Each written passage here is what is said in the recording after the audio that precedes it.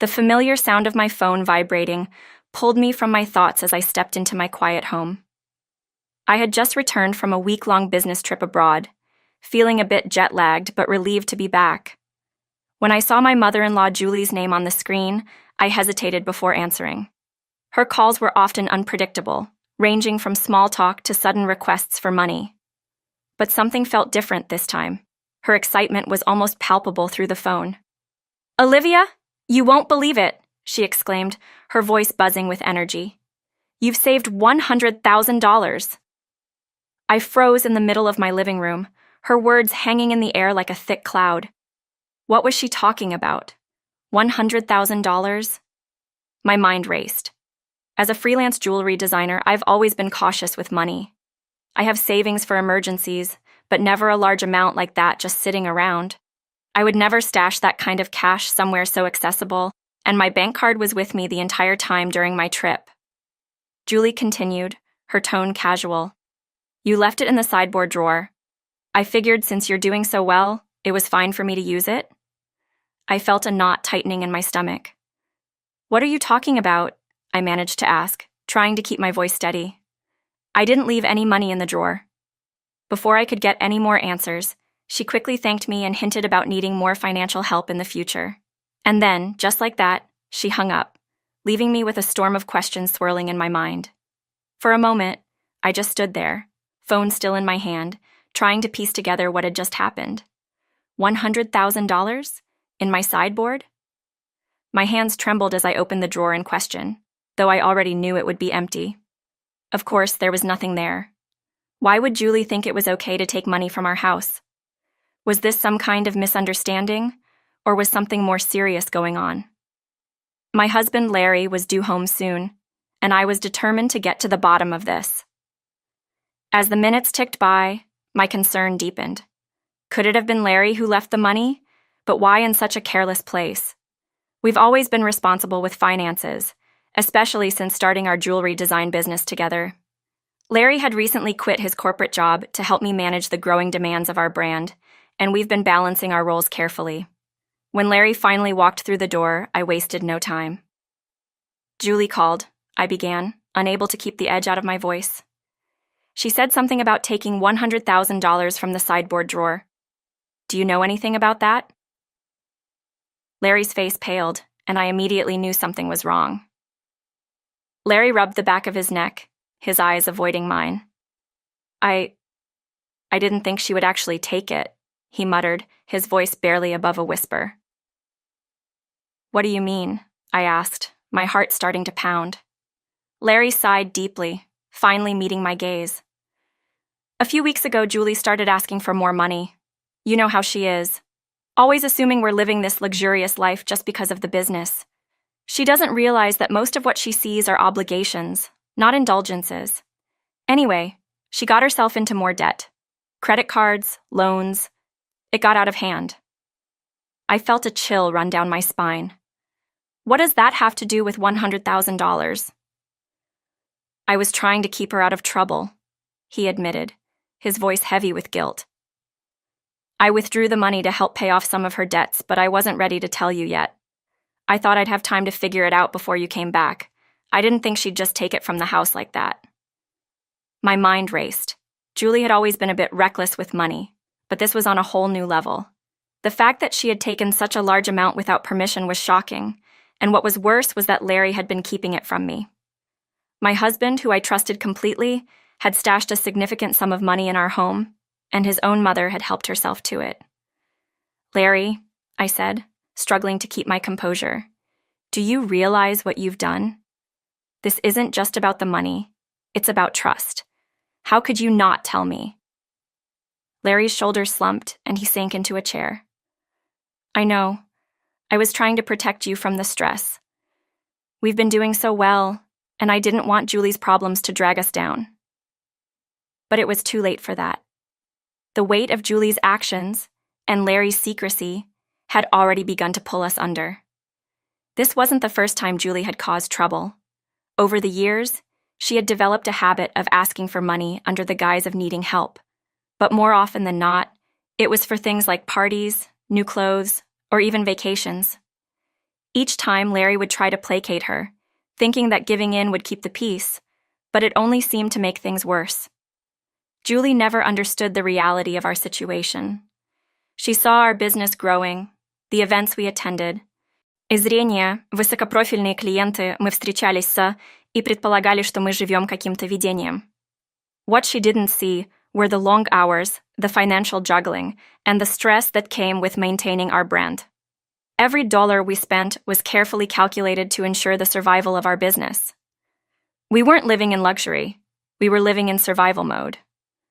Despite this, Larry had always been soft when it came to his mother.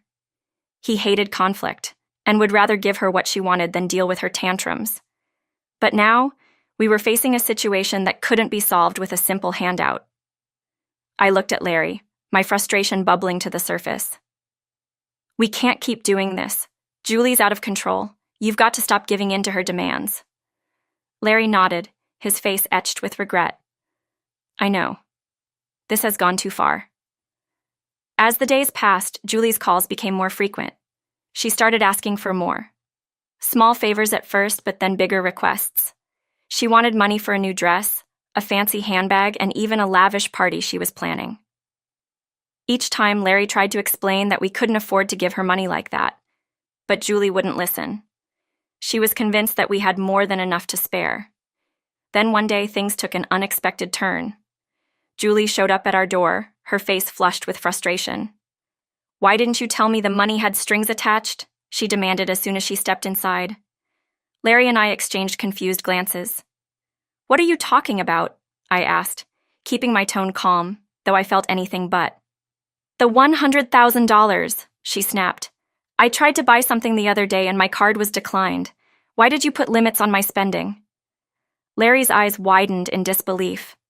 You maxed out the card already? Julie crossed her arms defiantly. It's not fair. You two are always going to fancy places, buying expensive things.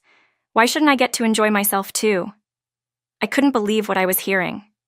Julie, we're not spending money for fun. These are business expenses. What you're doing is different. But it's all money, she countered. You just don't want me to have any fun. At that moment, something inside me snapped. This isn't about fun, Julie. You took money that wasn't yours and spent it without asking. That's theft, plain and simple. Julie looked taken aback, as though the concept hadn't even crossed her mind.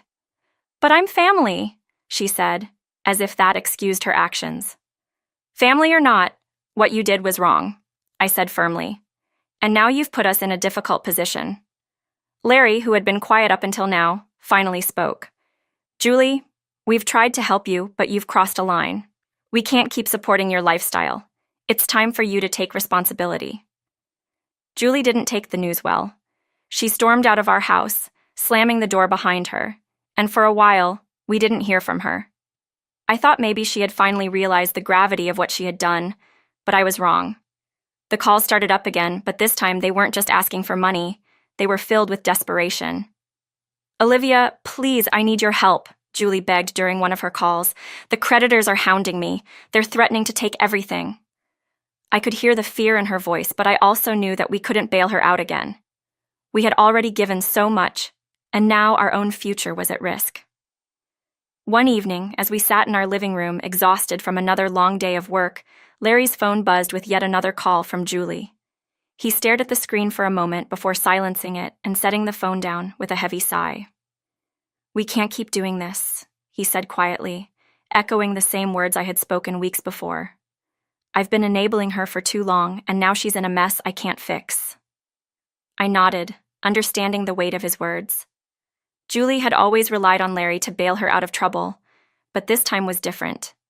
This time, the consequences were too great, and we couldn't afford to get dragged down with her.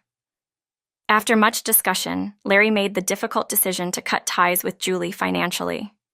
It wasn't easy, and there were moments when he questioned whether he was doing the right thing. But in the end, we both knew that it was the only way forward. Julie needed to learn that actions have consequences, and we needed to protect ourselves from her reckless behavior. As we prepared to move abroad for a new business opportunity, we tried to put the whole ordeal behind us. But it wasn't easy. Julie continued to call, pleading for help, but we had made our decision. The move overseas brought us new challenges, but also new opportunities. Our business flourished in the international market, and soon we were receiving offers from all over the world. It was an exciting time, but it was also bittersweet. As we navigated our new life, there was always a lingering thought of what we had left behind. Julie had sold her house to pay off her debts, but it wasn't enough. She now lived in a small apartment, working a part-time job to make ends meet. It was a far cry from the life she had once known, and though I felt sympathy for her, I also knew that her situation was the result of her own poor choices. As the months passed, Larry and I reflected on everything that had happened. The experience with Julie had taught us a valuable lesson about boundaries and the importance of financial responsibility. We had worked hard to build our business and our life together, and we weren't going to let anyone, family or not, jeopardize that. Julie's story was a cautionary tale, one that reminded us of the importance of managing our resources wisely and staying true to our values. Though it had been a difficult road, we had come out stronger on the other side, and we were determined to continue building the life we had worked so hard to create.